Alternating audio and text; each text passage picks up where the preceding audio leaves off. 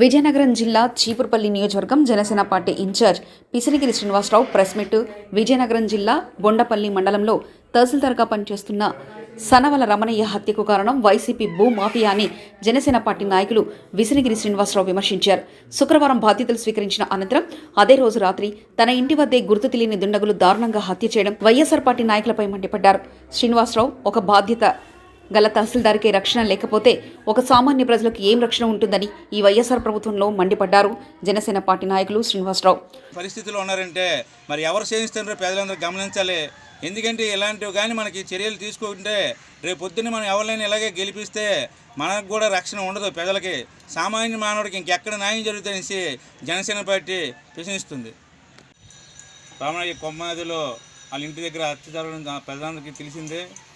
ఈరోజు ఎంఆర్ఓ గారికి కూడా రక్షణ లేకపోతే మరి రాష్ట్ర ప్రభుత్వం ఏం చేస్తుందనేసి జనసేన పార్టీ ప్రశ్నిస్తున్నాం. ఎందుకంటే అది నిధులు ఇంకా మొన్నే ట్రాన్స్ఫర్ అయ్యి ఇంక విజయనగరం జిల్లాకు వచ్చి జాయిన్ అయింది ఒకరోజు అయింది. మరి ఇతను ఏ బయటపడతాయని తెలిసి ఈరోజు రాత్రి 10 గంటలప్పుడు వెళ్ళి దుండగులు మరి ఎవరు చంపారనేసి ఇప్పుడు గుర్తు తెలియని ఎత్తులకు చెప్తున్నారు.